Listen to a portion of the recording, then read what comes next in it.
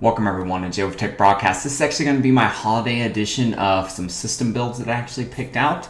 And I actually have different price points for you guys. And it's going to be the $500, the $1,000, and then the $2,000 price point. So all these systems I personally just picked out components that are on sale, have good deals, or things that are going on. One thing to mention is that these systems are mainly focused on gaming, with a side compartment, as you'll see as the price goes up, that you'll be able to do much more with the systems as things progress.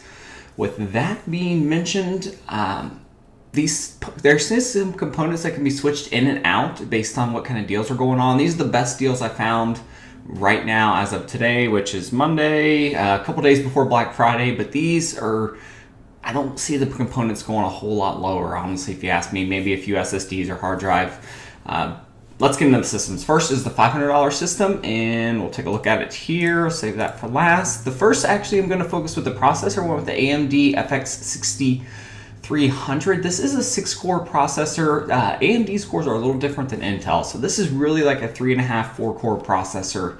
But many games now are starting to really use multiple threads, and if you want a 4-core processor on the Intel side of things, you're easily going to spend over $100, even without hyper-threading. Probably the $125, $150 range, depending on which one you get. This is actually a great processor for $90. It's going to do well for most games. If I was building a cheaper $500 system, this is the processor I would actually choose. And it actually comes with a cooler with it, which we can use for now. May upgrade that in the future if we want to do some overclocking, but it's at 3.5 gigahertz already, so there's not really any need to there. With the motherboard, I went the Gigabyte GA78LMT-USB 3 revision 6.0. This is running at $47. It gets good reviews. It's all black, which I actually like. The case doesn't have any windows on it, but if you wanted to do that, this would be a really pleasing layout for you. It doesn't have a whole lot. It is MATX form factor, so it's going to be a little smaller, but overall for $46, it's a great deal. If you have a Micro Center near you, you can pick up both of these much cheaper, so look into that if you have one near you. All of these prices are going to come from Amazon, Newegg, NCIX US, B&H Photo, things like that, places in the United States. For the memory, I went with the G.Skill Sniper series. This is 8 gigabytes, general DDR3, 1600 megahertz. Processing memory for $35. This is the best memory out there for the price point. 8 gigabytes is really, really good, especially if you're focusing on gaming. You may be able to need to bump that up in the future, but probably not.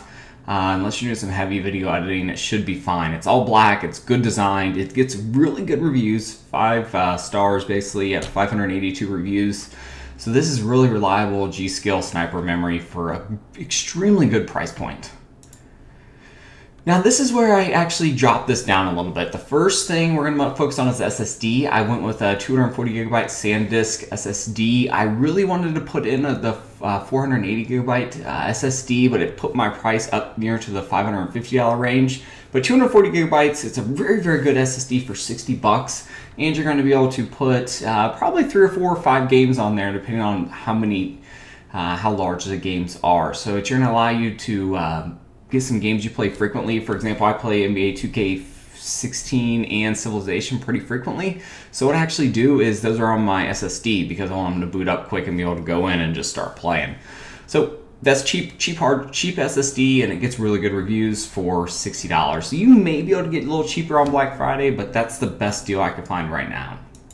For the hard drive, I went with Hitachi Deskstar. 1 terabyte. Honestly, get any 1 terabyte between that, Western Digital.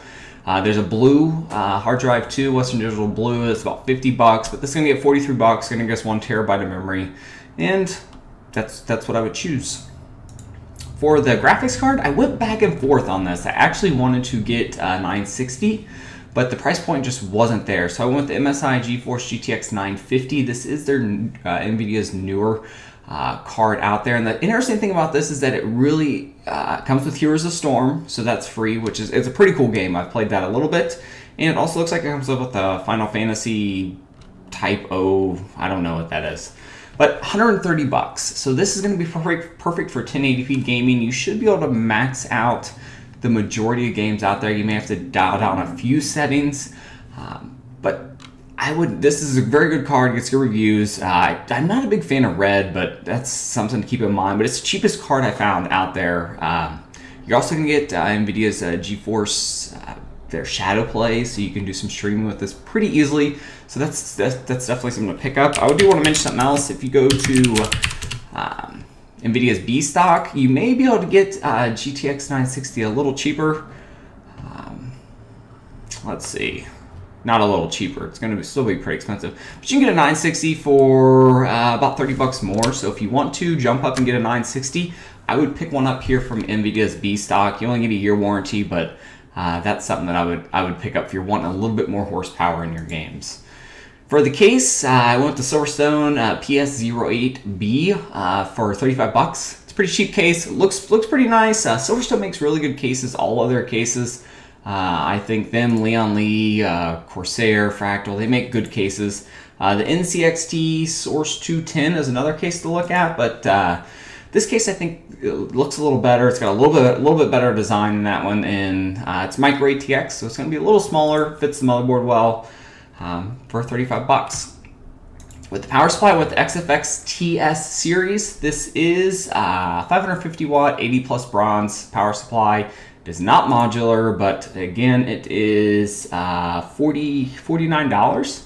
And it's going to allow you a little bit more. You could probably do 2 graphics cards in there if you actually wanted. You'd have to kind of upgrade most of your system to do that. But overall, it's a really good power supply. You could get some other ones for a little around the same price point. So look around. You may be able to get them a little cheaper.